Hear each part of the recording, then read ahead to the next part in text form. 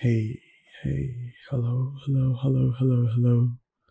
and welcome back, everyone, to our bread and butter, our usual, our creepypasta videos. Tonight, or today, we will be reading Virus-28. Now, as usual, I hope you sit back, relax, and whether it's day or night, you enjoy. Tuesday, March 16, 2021. My name is Todd Marston. I'm a collector of sorts, collecting old bullet casings from each country I visit and showcase them in my museum. I found some strange trinkets over the years, but nothing compared to what I found in the Czech Republic. I was camping in the wilderness, actively searching for some bullet casings to add to my collection. I found a few during the first few days out there, until I found what looked to be an old barn. It was broken down all to hell, so who knows what it could have been, but it didn't house any animals. I was maybe about 73 kilometers away from civilization. Transporting animals here would be unlikely, especially with the trees in the area. I searched the grounds with my metal detector and found some simple things like pens or trash, but my biggest find was an old metal box dug deep into the soil. I recovered it and took it back to my camp, shocked at what was inside. I will share with you what I found, but I have to say, the Czech government wasn't involved at all with this. The box contained two black and white photos of men, experiment notes, and doodles of something unknown. It is all in Czech, but I tried my best to translate it with a buddy of mine. Here's what it says. Page 1. April 4th, 1950. A week ago, we were given a specimen that was infected with a virus we named Virus-28. A brown, long-eared bat was found in the town square, harassing townspeople with minor bites and scrapes.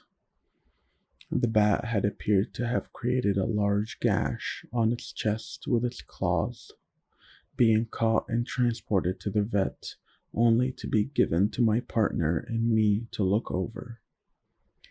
Upon examining its blood and saliva samples, we found an unidentified virus that didn't match those of present-day discoveries or any records in the past. The bat seemed to have died the day after examining its blood, passing from self-mutilation of the face, chest, and wings, which caused the animal to bleed out. My partner improperly disposed of the carcass, though we thought nothing of it at the time. My partner soon came up to me and confessed they have been having dreams of deer. White-tailed bucks are what they told me. It was quite unusual, so I contained him in a special box we've built in case of scenarios like this. But I would have never thought this would happen to my partner. It could be nothing but a recurring dream, is what they say.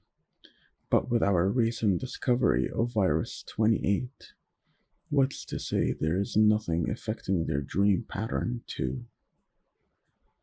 April 7th, 1950. Nothing much happened after containment.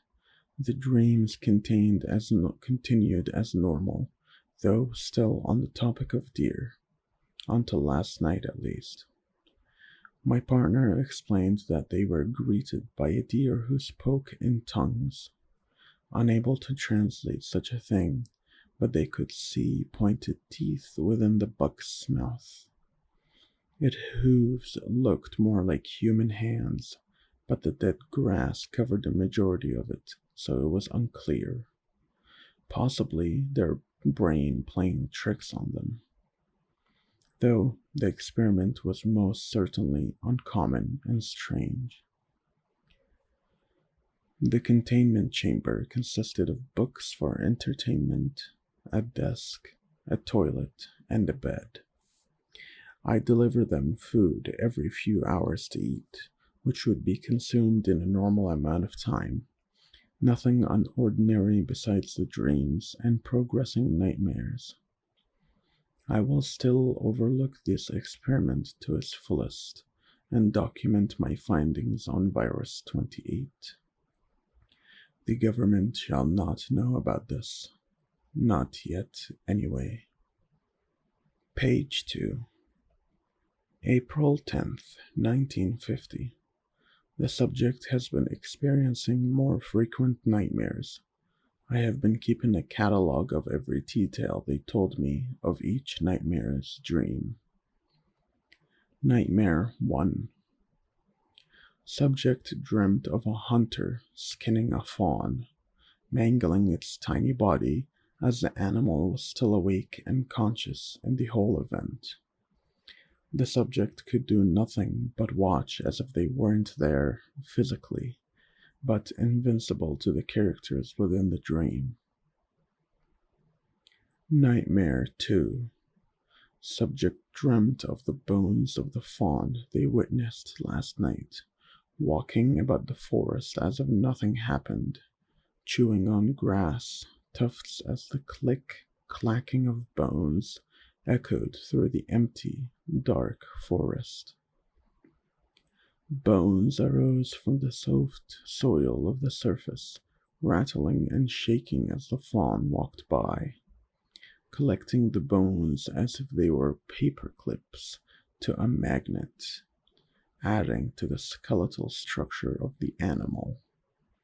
The subject was once again unable to move or interact with the environment, watching as the amalgamation of bones disappeared into the darkness of the forest. Nightmare 3. The subject stood at the feet of a monster, a tall being, reaching up to 25 feet, 53 feet long, entirely made up of bone and old skin tissues seemingly from different organisms. The subject could identify some of the bones and tissues on the creature, ranging from hippo, alligator, rex, owl, hyenodon bones and skin from a jaguar, wolf, sheep, and whale, and more, though they can't identify them all.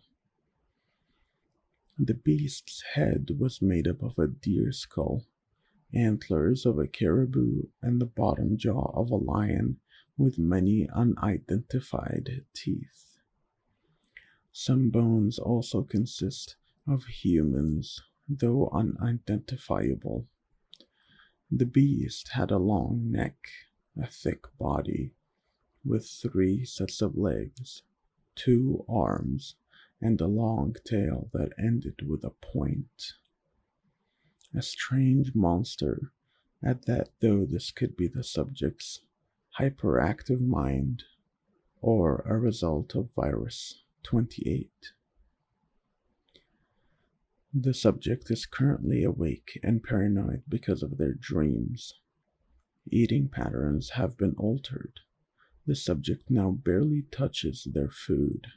Rather, they toss the tray aside, creating a mess within their chamber. Page 3. April 12th, 1950. The subject appears to be experiencing hallucinations of the monster, visions of which I cannot see, but they can. They saw bugs, animals, and humans surrounding the chamber, filling the room. watching them like they were the star of the show. They explained how the creatures have physical wounds upon their bodies. A woman with a hole over her forehead, a man whose skin was charred and flaky, a male worker whose body was mangled as if tossed into a machine and ground into a fleshy mess. Many other humans filled the room, though the animals looked much worse. Lions who clawed at their body, horses that broke their necks and limbs, even bats who smashed their heads open or clawed at themselves just like the bat we found a few weeks ago. Insects were also in the room, not looking as bad, with their limbs or wings being ripped from their bodies or crushed by something heavy, be it a foot or a rock. The subject has been pacing their chambers for hours now, mumbling in tongues under their breath, looking up at what might be the monster of bones they told me about in their dreams. After some research, I hypothesized that this virus is one of a kind, or extremely rare due to the limited or zero reports of this happening.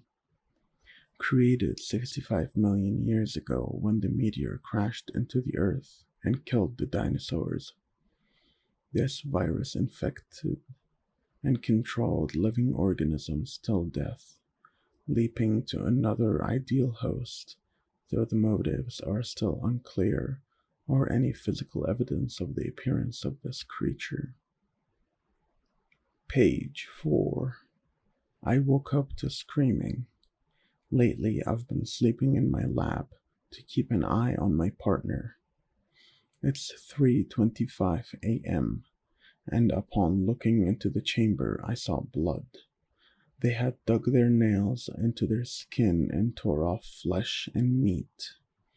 Their eyes chewed and spat on the floor as words and drawings covered the walls, painted in what seemed to be the subject's blood, rolling on the floor, thrashing about as they clawed at their skin, bleeding everywhere, staining the concrete floor. I couldn't do a thing. Who knows what the subject can do to me, let alone the virus. So I watched for hours on end until they finally died, suffocated on their blood after they had bitten off their tongue. Tonight, I'll clean the chamber and dispose of the body. They will be missed. Ripped note. People won't believe what I have just witnessed in my time on this experiment. Things I too don't believe. But I hope that my research helps those too who are infected. But nobody should ever know of such a thing yet. I will bury my papers. The world is better off not knowing about this monster. For I, too, have dreams of deer. Thank you. Thank you very much for joining me on this creepypasta story. Do let me know if you get visions or dreams of deer as well in the comment section. But until next time, have a good night and sleep tight.